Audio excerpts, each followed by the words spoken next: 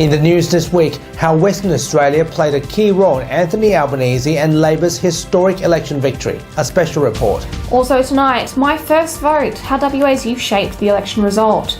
And an election analysis from Peter Kennedy. Plus later, Dr. Andrew Miller's comment. This is The Evening News with Ivan Loom and Melissa Thorne. Good evening. Australia has a new Prime Minister with Anthony Albanese leading Labor to form a majority government for the first time in more than a decade. Western Australia has played a major role in this historic political climax as voters seek change, leaving Liberals losing many safe seats. Here's our combined report on how the election unfolded in Perth and Western Australia.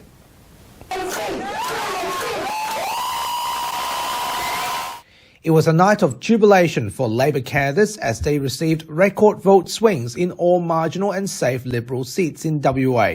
From Pearce all the way down to Tangney, they flipped from blue to red. Wanneroo Mayor Tracy Roberts won the seat of Pearce after Liberal MP Christian Porter decided not to recontest. Pearce, 31 years, this has been in the Liberal hands and it's now Labor. And I'm so incredibly proud to be that person. Liberals' Ben Morton lost to Labor's Sam Lim, Ken Wai was beaten by Tanya Lawrence, Christy McSweeney is beaten by Zanita Mascarenas in Swan. After a dramatic night, a significant expansion in WA's federal Labor family. In total, 12 MPs and senators front the media. Today is about celebrating these fabulous new Labor MPs, which is step one of the two-step process that you've just outlined there, Jeff. But today it's about these guys, and congratulations again to all of you. You've done it. For the Liberal Party, their defeat is significant as their voter base in safe seats around the country shifted, leaving only one federal Liberal MP in the Perth metro area. Prime Minister Scott Morrison has stepped down after conceding defeat, and Labor's Anthony Albanese becomes the new Prime Minister. My Labor team will work every day to bring Australians together. And now for further developments in the Curtin electorate, Nelson Liu reports. The battle for the electorate of Curtin has been on a knife's edge, but now it's about to be decided. Independent candidate Kate Chaney has secured the previously safe Liberal Party seat, beating the incumbent holder Celia Hammond.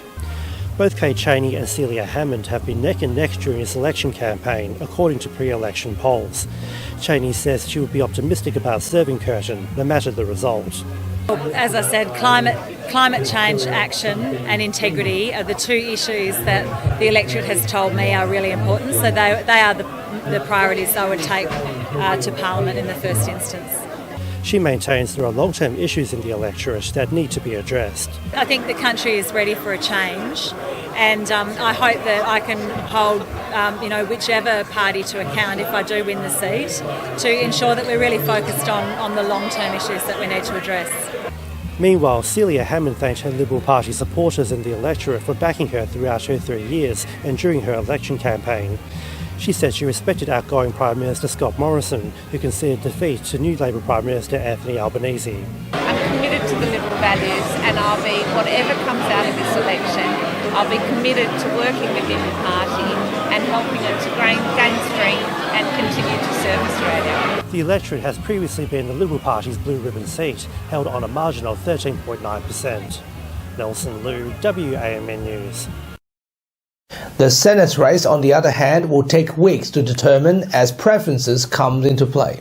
There are 6 major seats at stake as many minor parties fight for a chance, capitalising on the public's discontent with the major parties. We spoke to Greens and One Nation on their hopes of entering the Senate. Our priorities will be obviously sorting balance of power once we get it with the next government. So we'll be working hard on our 7 priorities that we've announced, and our leader did that during last week, and sorting out what we can negotiate with the next government. Well, we've set out a really clear agenda to the Australian people. It looks across the country from the initial results that they have endorsed that agenda with the largest Greens vote in history, which is something we can all be very proud of, and we will take that forward now to put it into action. Based on our projected primary vote and the distribution of preferences, we expect to win a Senate seat. But the old thing about preferences is they're in the hands of the voters, so it's always difficult to know exactly how they would distribute them. And it belongs to them, not to the parties. Our system of democracy is a very good one, and obviously it's been challenged by the COVID pandemic.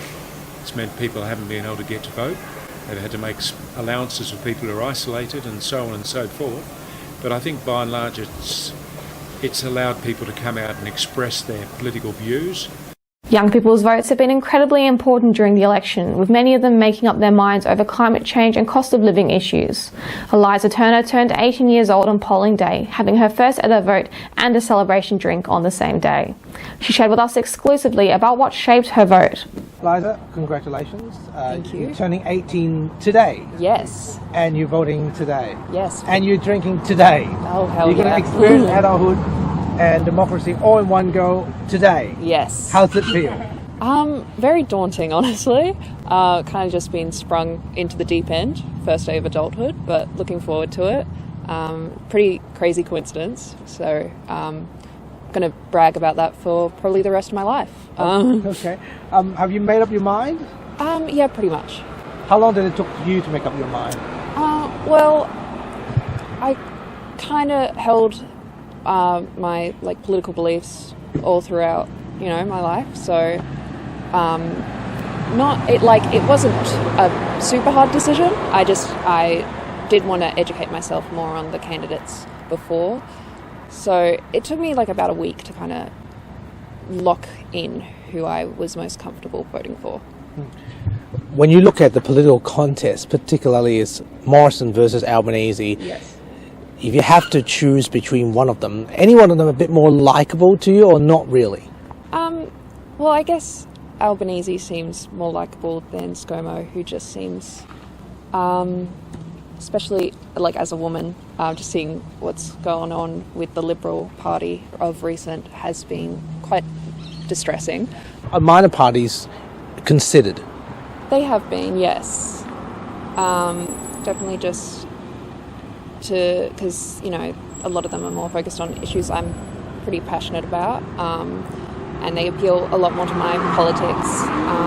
But what are those issues? Climate change, for sure, sustainability. I am a young person, so just cost of living, because I am going into adulthood. Cost of living has been a very hot topic of recent. Heard it all over the radio, but it is very important for me becoming a young adult who's soon going to have to start supporting myself, going into uni. The death of an 80-year-old grandmother over the weekend has sparked a major outcry over WA's ambulance services, prompting the McGowan government to post senior doctors and WA police officers as St John Ambulance in an attempt to guarantee the weight of governance and government resourcing in ambulance availability. Premier Mark McGowan revealed that 2 police officers and 2 high-level health department staff joined St John WA from Thursday to provide logistical support and ensure ambulances were available. The health department staff include Deputy Chief Health Officer Tudor Kudrinu. Health Minister Emma J. Sanderson said there will be more support across agencies to prevent situations from repeated in the future. WA's top doctor is calling for the mask mandate to be reintroduced in an effort to reduce the spread of COVID. As hospitalisations rose above 300 this week, the Australian Medical Association WA President Mark Duncan-Smith expects major stress over the next 2 weeks due to ambulance ramping and staff shortages, warning the state's health system will face critical problems. A train wreck, which is the McGowan government's lack of investment in health over the last 5 years and the lack of building capacity. We had record ramping last year prior to any COVID outbreaks, cancellation of elective surgery prior to any COVID outbreaks, and that indicates the lack of capacity in the system. Police have seized 4 vehicles after a hooning video on Leach Highway circulated online. The incident happened this week in Melville, with footage showing cars doing multiple donuts and burnouts on a stretch of the highway as people cheered on from the pavement. Police took action after reviewing social media vision, with the alleged drivers charged and their vehicles seized. The authorities thanked the community for assisting the investigation. Of the 4 vehicles, I can tell you one belongs to a person that we suspect organised the event, one belongs to his girlfriend, and the other 2 belong to his friends. I'd like to thank members of the public that supplied a significant amount of information to us, and would encourage you to continue doing so. This week on the WMN Extra News Club, as the dust settles over Australia's federal election campaign, local multicultural leaders again emphasised the importance of having a diverse parliament in order to ensure proper representation. Multicultural Services Centre CEO Ramdas Sankaran believes there needs to be a greater ethnicity representation in federal politics. What is glaringly obvious is they all happen to be, of the colour white. You just don't see a diversity in terms of ethnicity or in terms of what we call visible minorities. Neither side of politics, has come close to where it should be in terms of the diversity of our population. And the ones that are already there are also not being given the sort of profile that they should be getting. You can read all that and more on the WMN Extra News Club. Subscribe by clicking on the link attached to this post and support independent local journalism. The democracy sausage is definitely a cultural tradition for all Australians celebrating the right to vote, no matter who you've chosen at the ballot box. I don't know about you, but this weekend I had mine with triple sausage and triple onions. It certainly tastes good, but let's look at the comments from our viewers in the spirit of democracy. Let's see how they react. Go Ivan, a triple sausage nowadays will be equivalent to one sausage 10 years ago, so don't feel too guilty. That's from Libby. Thanks, Libby. Working hard again, doing a good job. Thanks, Don, for the compliment. Taylor says, viewing up for a big night? I was viewing up. Meanwhile, Melanie asked me, did you get enough onions? Well, I certainly had. In fact, I got 3 shares of it. And Steve responded with one word, diversity. And thanks, Steve, for the comment. And from Simon, fantastic. All the best, Ivan. Simon, thanks for your well wishes too, and I hope you enjoy watching me eating. So, how much did that sausage sizzle end up costing, Ivan? Yes. $2, $3? $6. Gee, that's a lot for a sausage sizzle. Oh, look, you got 3 sausages. And you got triple the onions. And there's one thing you have to count, and that's triple the fun. Now, in my opinion, that's worth its weight in gold, eh? Yeah. We'll recap this week's top stories again in just a moment. But now, here's Nelson Liu with Western Perspective.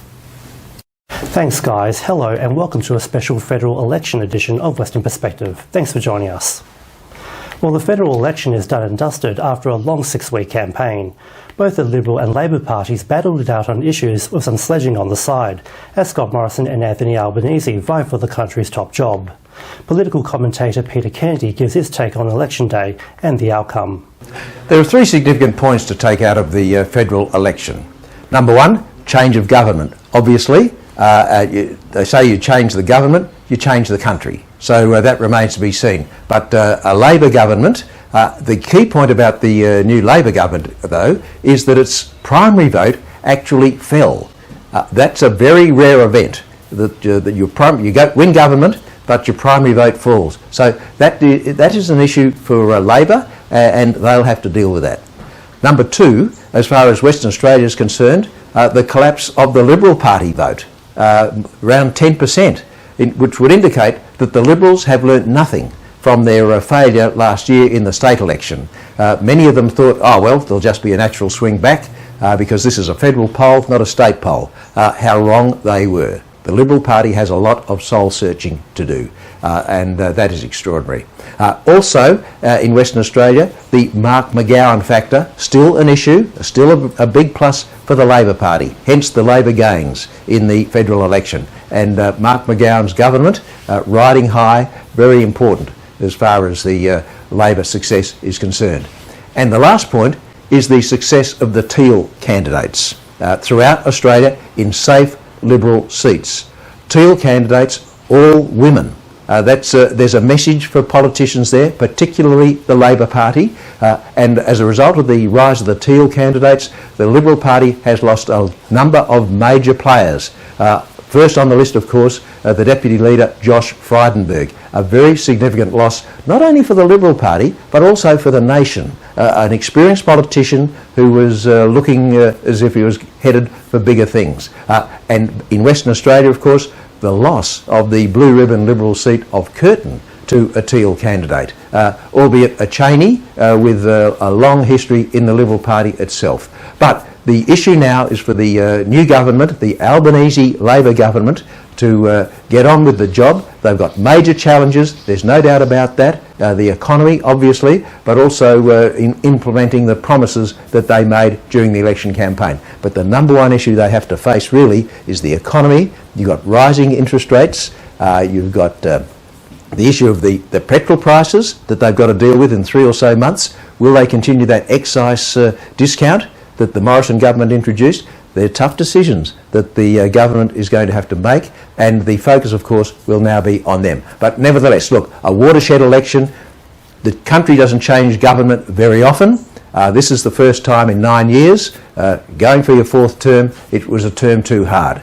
Now the job is up to the Labor government and Mr Albanese, and also how he deals with the Teal candidates or the Teal members and the issues that they said were important to them. Issues like climate, integrity, very important, and such issues such as childcare and also aged care. The job is there. It's a big challenge for the incoming government. Are they up to it? And now, here's AMA WA spokesman Dr Andrew Miller with his weekly COVID-19 update and commentary. Hi, thanks for your time. Well, great to see democracy in action, peaceful change of power in our country, and our 31st Prime Minister being sworn in. What we're really hoping for from the medical side, of course, is a strong focus on health. And now that the sort of advertising aspects of a political campaign are out of the way, a focus on the public health aspects of a continuing pandemic, because the rate of infections, the rate of deaths, now over 5,000 people have died, unfortunately, in Australia from this disease, really starting from January and February only in earnest. And this week, the Australian Bureau of Statistics releasing the information that of those deaths, 90% were due to COVID. 10% were from other causes primarily, and the patient happened to have COVID at the time. 90% of the deaths that we've seen have been caused by COVID. So this idea that this disease is in some way mild, or that being triple vaccinated protects you completely, is just not true. Now, what does that mean? Well, it means we have to do the other simple things, like wearing masks when we're indoors in crowded locations in public when we can, and also getting really good fresh air and ventilation to buildings. And we'll be calling on the new administration, the Albanese government, to be prioritising those things as they put a broom through public health, and not before time. From our point of view, a lot of the advisors are a bit tired and a bit over the whole issue, and it hasn't gone away. And certainly the hospitals are being punished. We've got over 300 patients in hospital, very complex to deal with.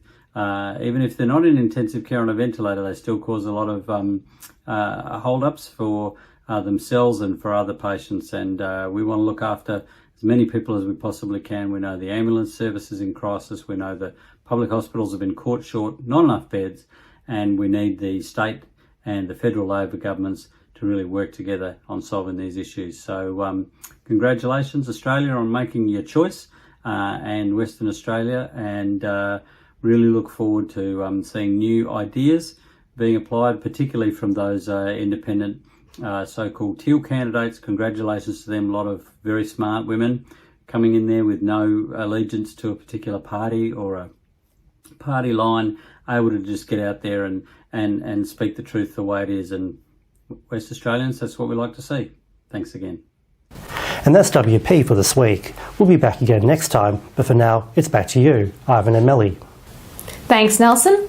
And that's our weekly news and current affairs. We have the latest news on our website, wamnnews.com.au. Don't forget to subscribe to WAMN Extra News Club so we can continue our work in the community. Full details on wamnnews.com.au/news/extra. From Melly and myself, wish you good health. See you next Sunday.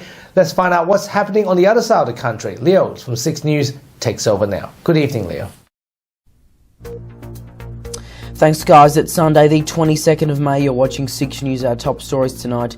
Prime Minister Anthony Albanese, the Labor leader, claims victory overnight as the Liberals lose seats right across the country, especially in Victoria. No second miracle for Scott Morrison, who's now out this PM and will resign as Liberal leader. Plus, ban slide. The Greens make significant gains nationwide, with the party saying they're on track for their best results ever, with the crossbench expanding to at least 10 MPs as independents take seat after seat from the coalition. The UAP fails to win a House of Representatives seat again despite a massive advertising blitz as Craig Kelly loses his seat of Hughes, but the party may still be able to win a Senate seat in Victoria. Good evening, welcome to this special edition of 6 News. Nice to be back on the anchor desk after a few weeks off, but what a night it was last night and what a night it is tonight as results from the federal election keep pouring in. There are still plenty of seats in the balance and there are races too close to call, but what we do know is this: the coalition has lost after 9 years in government and Anthony Albanese will become Australia's 31st PM.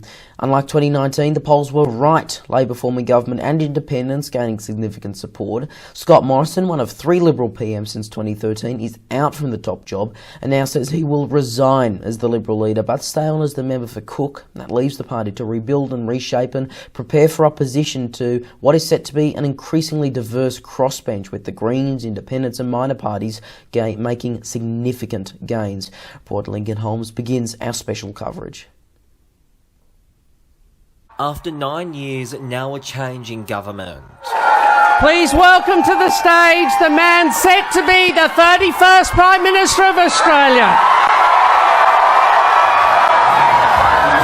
Labor claiming victory at around 11:30 PM last night in Sydney, following huge swings away from the Liberals. Okay. Thank you. Anthony Albanese is likely to be sworn in as the 31st Prime Minister of Australia tomorrow. He was met with huge cheers from supporters as he declared victory following Scott Morrison's speech earlier in the evening, where he announced he would resign as the Liberal leader but stay on as the member for Cook. It's a difficult night for Liberals and Nationals around the country, as nights like this always are. They are humbling, but so is victory. Victory is also humbling and always should be. Tonight, I've spoken to the Leader of the Opposition and the incoming Prime Minister, Anthony Albanese, and I've congratulated him on his election victory this evening. I know it's been a long night, but if we can dial it down a little bit.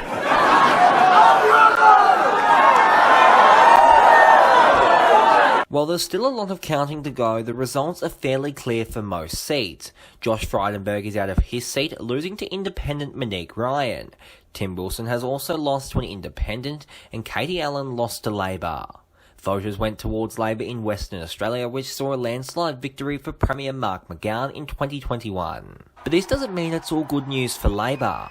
The party has lost the seat of Fowler to an independent and lost the seat of Griffith in Queensland to the Greens. As it stands, there will be 7 independents, 2 Greens MPs, 1 Centre Alliance MP and Bob Katter from Katter's Australian Party. One Nation leader Pauline Hanson is also an outside chance to lose, while the United Australia Party may be able to pick up a seat in Victoria.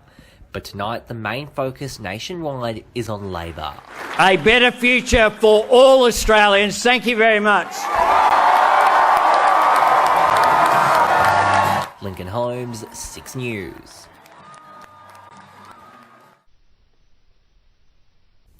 Greens leader Adam Bandt has labelled the election results a green slide, or Bandt slide if you will, with the party saying they are on track for their best results ever. In a statement, the party said that despite the challenges of a change of government election with a major swing from the Liberals to Labor and attention on the rise of the Teal independents, the Greens vote has grown to approximately 2 million people. Bandt has been re-elected in his seat of Melbourne, and the Greens have won the Queensland seat of Ryan with possible wins in Griffith and Brisbane as well. Well, the seat of Dixon is at this stage still too close to call. Initial projections pointed to a victory for Labor's A-Leaf France, but incumbent Peter Dutton made significant ground last night. Overnight, the ALP again made up grounds, with the results currently neck and neck. Political reporter Roman McKinnon spoke to both the candidates on the ground and has the details. Peter Dutton might have retained his seat of Dickson for the 8th straight time, but that didn't come without fight from Labor's Ailey France. We're obviously the underdogs here in Dickson, but we've done everything we can to win this seat, and I'm feeling hopeful. Early last night, the ABC projected the Defence Minister Peter Dutton will lose his seat. I was actually at the Labor function all night as results streamed in. Early counting looked promising for Labor, which then showed Peter Dutton retaining his seat. Locals are worried about what the economy would do under Labor. The interest rates are always higher. We know that under Labor, unemployment's always higher. They always spend more, which means they tax more. And so people will be considering that when they vote today. We are incredibly close to removing Peter Dutton.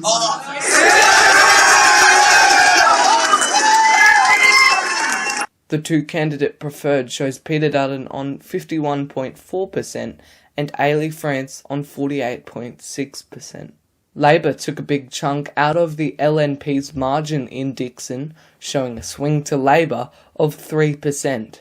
After the election, it will become an even more marginal seat, lying at 1.6%.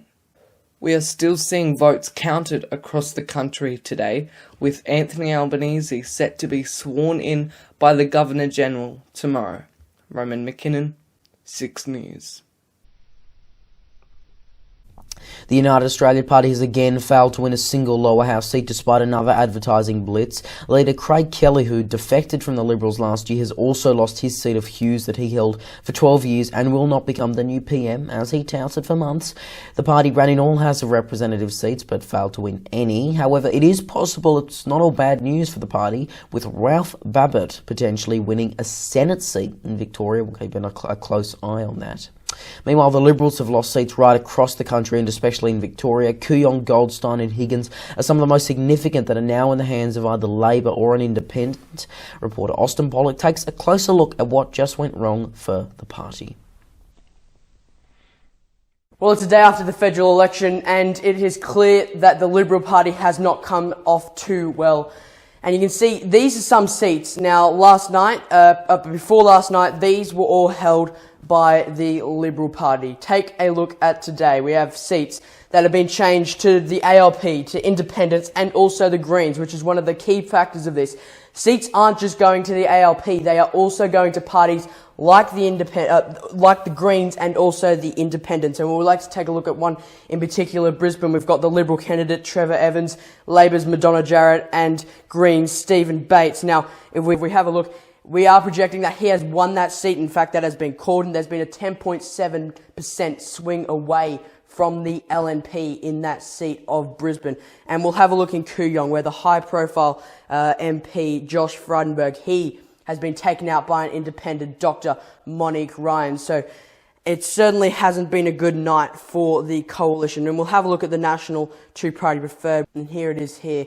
You can see 48% of votes to the coalition and 52 to Labor. And we'll have a look at this. This was featured in the Sydney Morning Herald and 9 newspapers, and you can have a look just how much that the Labor Party has had an impact on the seats surrounding Melbourne. And everyone did think, because people may not have been happy with the Labor government, especially because of the state government down there with all the lockdowns that they've had, thought that they may have swung those seats away back to the Liberal Party, which would have helped them. But it has become clear today and this evening that Labor will form a government, whether that is majority or minority, that is still yet to be determined. Let's now take a look at some of today's front pages. The Herald Sun, of course, as you can imagine, leading with this. PM Anthony Albanese. They say that Anthony Albanese will be Australia's next PM, of course, leading in Labor to a historic election win. Meanwhile, The Australian on their website is quoting the new Prime Minister, saying, "I want to bring Australians together."